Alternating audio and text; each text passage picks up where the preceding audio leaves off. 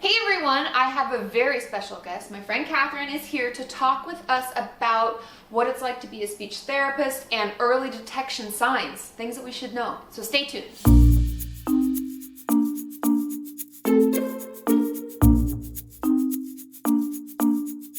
So like I said, I have my friend Catherine, who is a speech language pathologist, and she is here to tell us a little bit about what, as parents, if we're concerned, or if people have told us we should be concerned, what are some of the signs that you look for to know that that child may need some help and need speech therapy? Yes. There are a few red flags that parents should definitely keep an eye out for.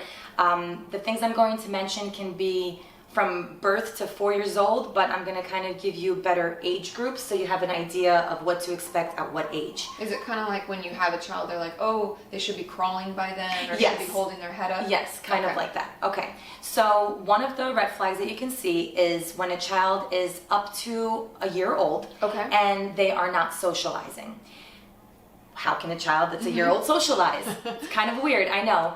But if you see that they're not really giggling, they're not interacting with you, Like, ooh, yeah, peekaboo. completely flat affect, maybe very minimal eye contact, not producing a lot of different sounds. If you just don't feel that your child is really engaging with you, that's a red flag you should definitely look out for. Okay, I didn't Okay. even know. Very interesting. Then another red flag is between 12 and 18 months. Okay. That is a time where children start developing words. So in that time when the child has a very limited verbal output, that's a red flag. So what I mean is by then they should be saying things like mama, dada, ball, toy, cookie, simple things like that, or even words that kind of sound like it, but they might have a very, by limited verbal output again, not producing many sounds. Okay, so just like buh buh buh, Sure. but no actual word that's put together. with Right. it? Okay. Or babbling, which a lot of children still babble at that time, but just like one kind of babble. So just like a ba ba ba ba ba versus like a ba ba da ba boo ba ba blah blah Oh, blah. I see Yeah. all the sounds. Okay. Yeah, exactly. Versus like playing with sounds, they only have like one or two sounds that they keep repeating Gotcha. over and over again. Okay. Third red flag would be when they should start putting two words together. Okay. So Okay. like, give me. Yes, give me, mama come, mama go, I want cookie. Yeah. Very simple, play ball, very, very simple two-word sentences.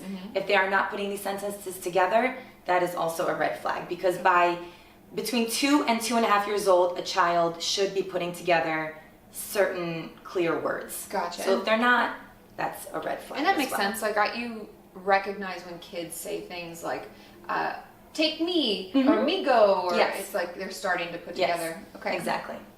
The fourth red flag kind of stems from that, where the child is starting to put words together, but they are not intelligible to unfamiliar listeners.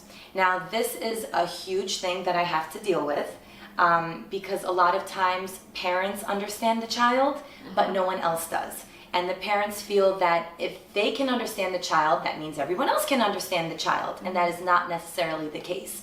So if you have some kind of daycare staff, or maybe a pediatrician, or a family member that you don't see very often, or friends of the family, whatever, if you see that people around you aren't really understanding your child, that could also be a red flag. And I would imagine this to be difficult for parents to understand because they understand the child. Absolutely. Do you find that? Do you...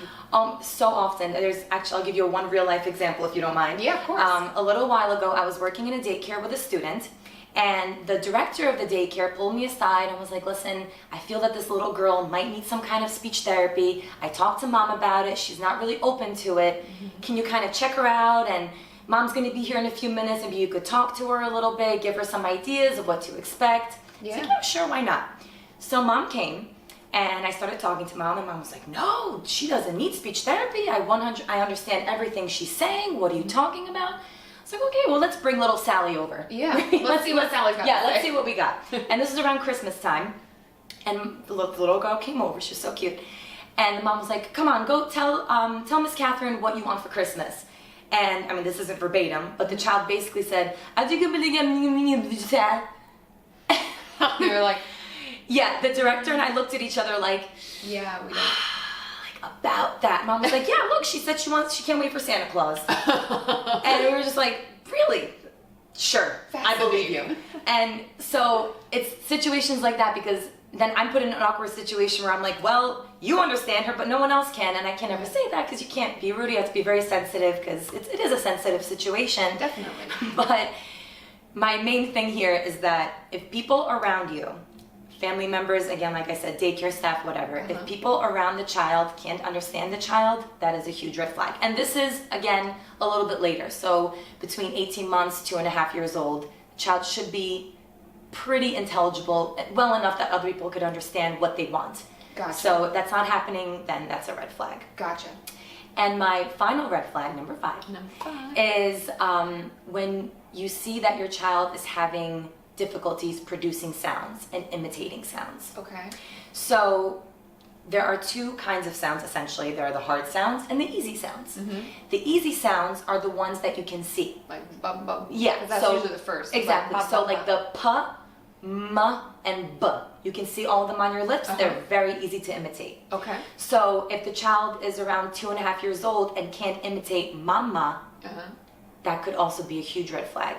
Okay. But also moving forward, if the child is a little bit older, maybe around 3 years old, and they can't imitate harder sounds you can't see, like k, g, like sounds in your throat. If they can't imitate cookie and they're 3, that's also a huge red flag. Okay. Yeah. Great. So I hope that these have been really helpful. I know that a lot of them are things that we may have trouble accepting and things that can be hard to admit. Yeah. But the most important thing that Catherine has told me is that the earlier, just like therapy, the earlier we seek help, the easier it is to fix it and work on it. Absolutely. Early intervention is key.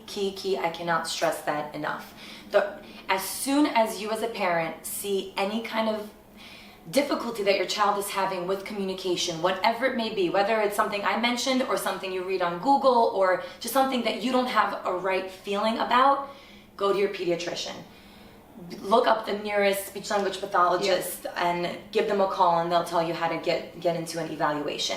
Address it as early as possible, because if a child who actually does have some kind of language delay, language disability, if they actually do have it and you can address it before they actually start creating their own language, it's so much easier to just nip it in the bud and get rid of therapy faster. Gotcha. Versus just hoping that the kid will grow out of it, which is what I hear all the time, like, oh, he'll just grow out of it.